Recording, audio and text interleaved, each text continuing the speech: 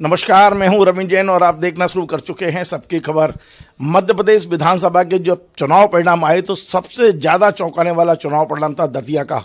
और दतिया में मध्य प्रदेश के कद्दावर नेता नरोत्तम मिश्रा, जो मध्य प्रदेश के गृह मंत्री हैं, उन्हें हराने वाले राजेंद्र भारती जी, कांग्रेस के नेता, आज हमारे साथ हैं। हम उनसे पूछते हैं कि क्योंकि राजेंद्र भारती अकेले चुनाव हराने वाले नहीं हैं, राजेंद्र भारती और नरोत्तम मिश्रा का जो राजनीतिक विवाद है वो पिछले 10-12 साल से चल रहा है। ये कोर्ट में लंबे समय से लड़ रहे हैं, सुप्रीम कोर्ट में उनके खिलाफ लड़ रहे हैं। नरोत्तम मिश्रा ने चुनाव हारने के बाद में जो शेर शायरी के माध्यम से बातें कही हैं, उनका भी मैं अर्थ समझने की कोशिश करूंगा। आपका बहुत बहुत स्वागत है भारती जी। भारती जी, आपका धन्यवाद। भारती जी, ये तो चमत्कार है, क्योंकि कोई विश्वास नहीं कर रहा था कि नरोत्तम मिश्रा जैसा मध्य प्रदेश में भारतीय जनता पार्टी का ताकतवर नेता, प्रबंधन में जो कुशल है, वो चुनाव हार भी सकते हैं कभी। देखिए, जीतना और हराना ये जनता के ऊपर निर्भर करता है।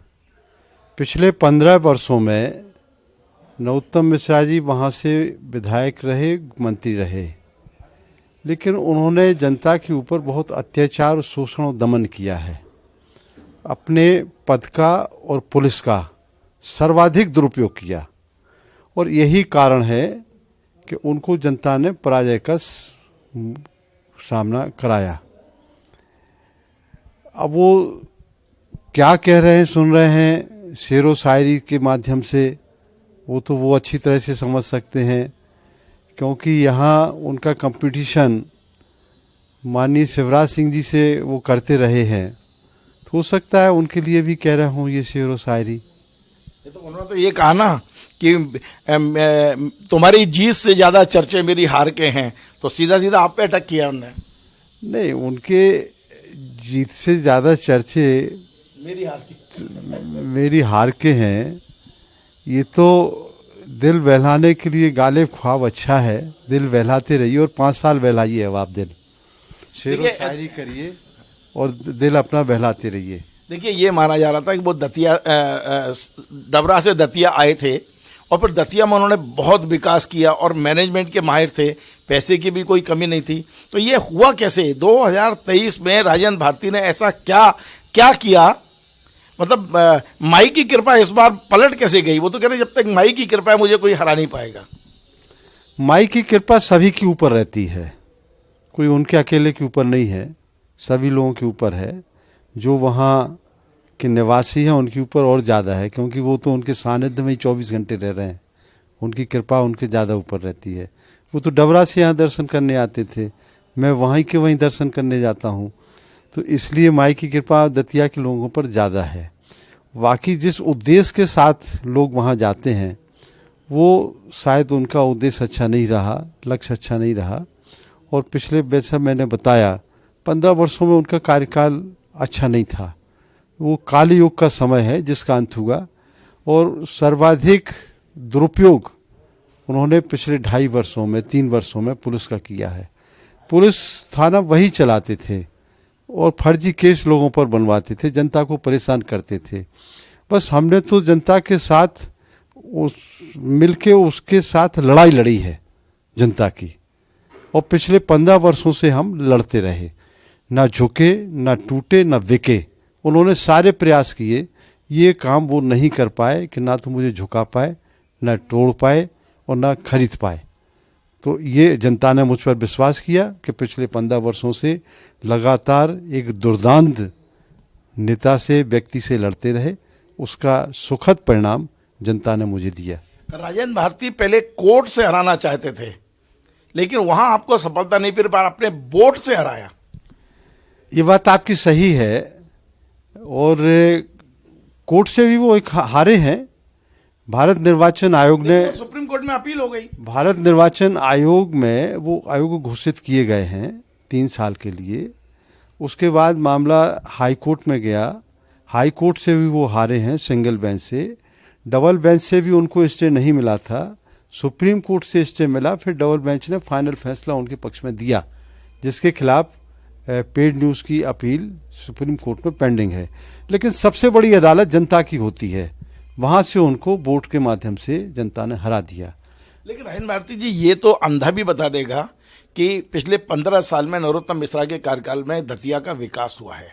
इसको स्वीकार करते नहीं करते। विकास हो, बेशक वो जो आप दूसरे आरोप लगा रहे हैं कि वहाँ आतंक बढ़ा, पुलिस की कार्रवाइयाँ बढ़ी, लेकिन जो डेवलपमेंट हुआ उसे आप स्वीकार करते हैं क्या?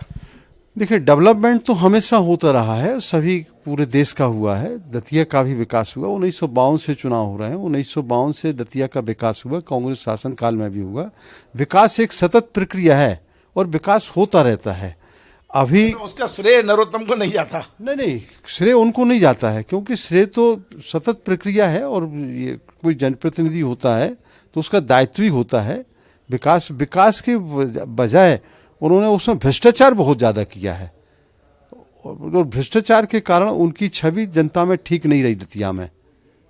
इसके कारण उनको, भले ही वो मध्य प्रदेश में क्या कहते सुनते रहे, भोपाल स्तर पर वो क्या कहते सुनते रहे, राजधानी स्तर पर, लेकिन दतिया में उनसे लोग प्रसन्न नहीं थे, नाराजगी ज़्यादा थी। भारती जी, चुनाव से पहले अवधेश नाइक जी आपके यहाँ आए, वो संघनिष्ठ कार्यकर्ता हैं, भारतीय जनता पार्टी में रहे, वो भी कहीं ना कहीं मंत्री जी से प्रताड़ित थे, ऐसा उन्होंने खुद कहा। दूसरा, महेंद्र बौद्ध लौट के आए, वो चले गए थे आपकी पार्टी छोड़कर। इसका आपको क्या लाभ मिला इस चुनाव में?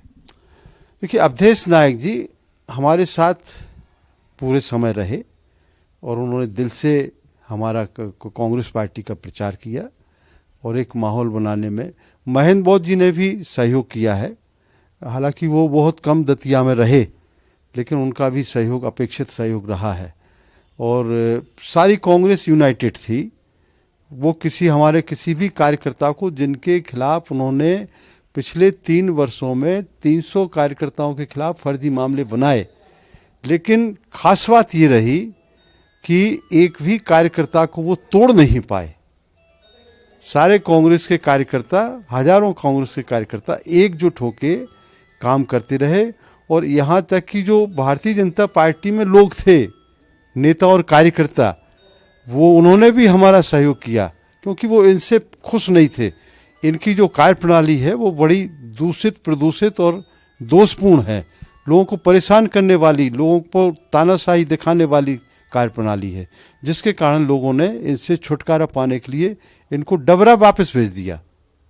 एक आखिरी सवाल ये है कि एक और 15 साल से दतिया के पास मंत्री था और अब सिर्फ विधायक रह गया, तो इसको कमी कैसे दूर करोगे? भाई, मंत्री के साथ में बहुत सारे काम होते हैं, लोगों को हथियार के लाइसेंस मिलते हैं, तमाम सारी और चीज़ें थी उनके साथ में, जो कार्यकर्ता उनसे जुड़ा हुआ था। ये सवाल तो बनता है कि दतिया को अब मंत्री चुन के विधायक मिला है, आपकी सरकार नहीं बन पाई, आप विधायक तो बन गए। नहीं, ये आपने सही कहा कि हथियार उन्होंने दिए हैं, घोषित और अघोषित रूप से बहुत सारे हथियार उन्होंने दिए और अघोषित रूप से उन्होंने जुआ, सट्टा, ड्रग्स, इस सब का बहुत कारोबार उनके संरक्षण में बढ़ा, तो जिससे लोग बहुत ज़्यादा तंग आ गए थे। अब ये बात ठीक है, हमारी पार्टी सत्ता में नहीं आ पाई, ये तो जनता का निर्णय है जो स्वीकार करना चाहिए और हम लोग करते हैं। कांग्रेस के सभी हमारे वरिष्ठ नेता भी करते हैं, सम्मान करते हैं, लेकिन अब विधायक के रूप में हम जनता की लड़ाई लड़ेंगे और जो विकास कार्य चल रहे हैं उनको आगे बढ़ाने का भी काम करेंगे। बहुत बहुत धन्यवाद। आप थे राजेंद्र भारती जी, जिनका कहना है कि नरोत्तम मिश्रा ने बेशक विकास किया हो, लेकिन उनका जो पुलिसिया आतंक था वो कहीं ना कहीं लोग उनसे परेशान थे।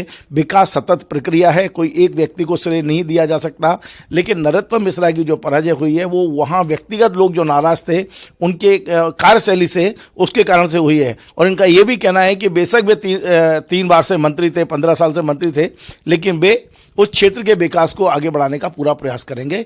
आपको हमारा ये कार्यक्रम पसंद आए वैसे शेयर करें, लाइक करें, कमेंट करें और आपसे बार बार निवेदन है हमारे इस चैनल को सब्सक्राइब अवश्य करें। धन्यवाद।